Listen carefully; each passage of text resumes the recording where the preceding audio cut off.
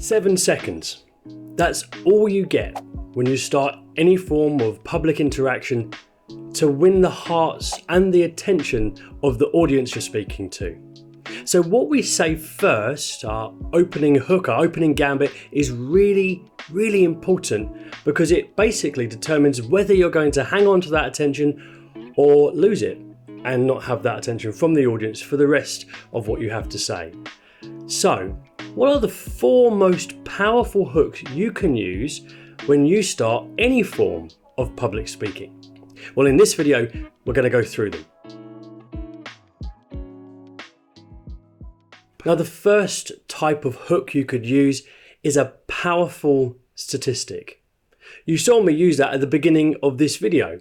7 seconds is all the attention you have. It's a statistic. I'm telling you roughly the average time you have to gain people's attention. And it gives you authority, credibility, and immediately grounds your message in some form of reality. If the people you are talking to are interested more in the hard science behind what you're talking about, using statistics is a great way of gaining that attention and giving authority to what you have to say. Now, this works particularly well if the type of statistic you're using is pretty striking or unexpected.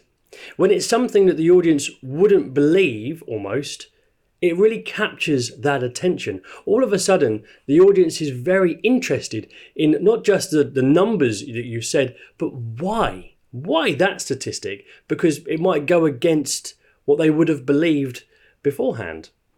So using something which is really striking, really powerful, can hold on to that attention through what you have to say going forward. This really works well using a powerful statistic when you have an urgent message, when you have something you really need the audience to take away.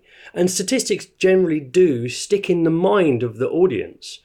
Not only will it capture their attention, but they'll also be more invested in what you've said, taking it away with them to then use later on in their own personal life. So a powerful statistic is a great way of starting a speech. Now, I want to really thank you for joining me in this video, for following along and hopefully from taking something away from this. But I want to give you something as well that you can keep that will help you with the next speech you have to write.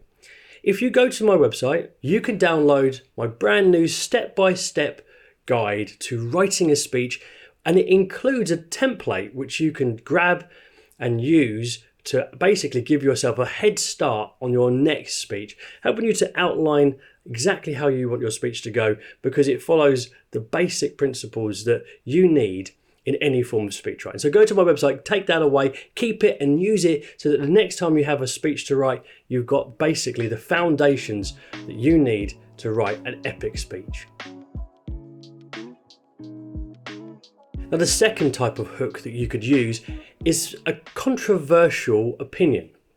Now, why is this important or powerful when it comes to public speaking? Well, when you are being controversial, we could also say provocative, this type of speaking really does engage the audience because it goes directly normally against what they believe or what they've been taught or what they generally understand. You're kind of flying in the face of that. And when you use something like a controversial opinion, it immediately divides people. Either they agree with you or they disagree with you. And that's okay. The people who disagree with you, you get to win over. But either way, they will divide themselves into 2 camps. Then you can use, basically, the people who agree with you are on your side already. They agree with what you've said. But the people who disagree with you, you have the opportunity then, because you have their attention. They go, oh, I don't know about that. Well, then you get to explain it. That's obviously key. You can't have a controversial opinion and then not explain why you believe that to be so through the remaining part of your talk. But you can use that controversial opinion, divide the audience, and then capture the attention of those who disagree with you. And then you take the opportunity to explain what you've said through the rest of your speech. So using a controversial opinion can be an excellent way of capturing that attention and holding on to it by dividing the audience. Now, obviously, we don't just want to be controversial for being controversial's sake. We don't want to go out of our way to make people disagree with us, because there's a potential there that you might divide them so much that they don't want to listen to you. So be careful with how you use this. You just want to sort of provoke their thinking into following you down the path as you explain why you think that way. Now, this sort of type of speaking is really good for engaging the type of audiences which are maybe more critical thinking, those sort of audience where they are sort of more interested for the debate. So you really have to pick your battles with which type of hook you use, but it can be a really effective way to capture that attention and hold on to it for the rest of what you have to say. Hook number 3 is to use a thought-provoking question. Now, this is an excellent way to bring people on board, asking a question which really gets people thinking. If they're thinking about what you're talking about, you have their attention, don't you? You've brought them on board straight away and you've got their mind working, and then they're trying to answer the question that then you're going to answer with the rest of your presentation. It really encourages the audience to participate in the presentation from the very beginning of what you have to say. You're starting off with getting the thoughts going, the thought juices going. That's a bit gross, but you're really helping people to be a part of it, because especially if you're going to use audience interaction through the speech, maybe at the end have question and answers, you're already getting them to engage their brain to formulate their answers to the question that you've asked. This technique really encourages the audience to think creatively. If you're having some sort of creative workshop, if you're having a presentation which really is based in creativity, this is an excellent way of capturing the attention by getting them to start engaging their own creative aspects, to really think about maybe what they feel, their perspective, because people can think and listen at the same time. You can have sort of subconscious thoughts or internal thoughts while listening to somebody else speak. And it is, really good if you plan to engage that audience further as you go through the rest of your speech. And the 4th type of hook you can use is the most powerful, but one that really takes more time to refine and get good at. That's because it's using a story, an anecdote, or an illustration.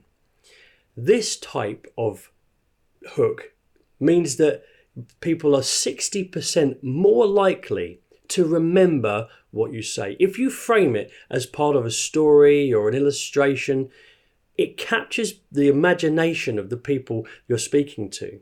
Sometimes even, this normally means that you've kind of got it a little bit wrong, people will remember the story more than they'll actually remember the point related to your talk. So you need to make sure that it really works, whatever the story is, whatever the illustration is, really works with what you're talking about.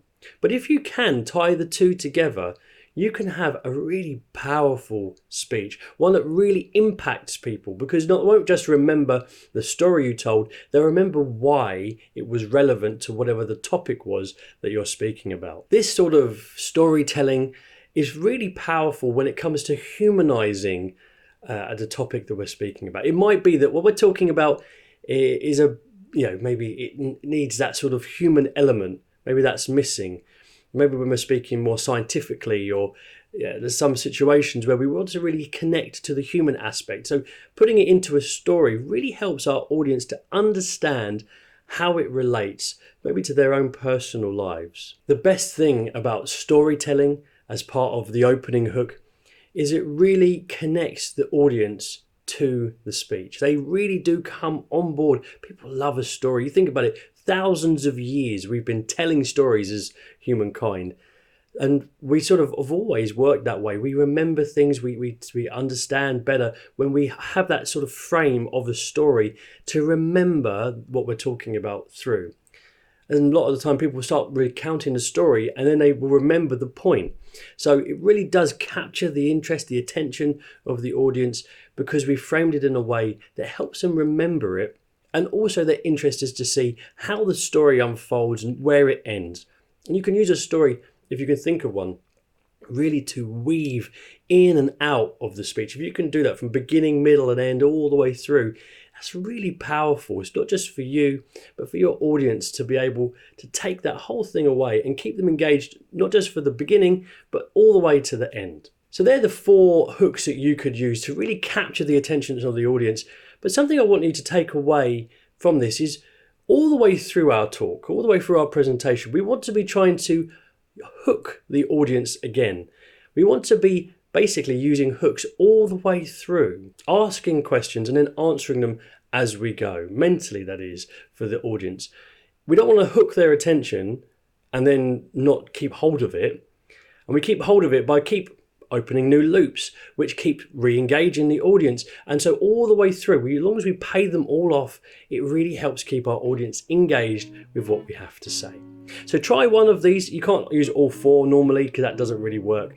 But you can pick one for your next presentation and let me know which one you're most interested in trying or which one you've tried recently and how it went in the comments below.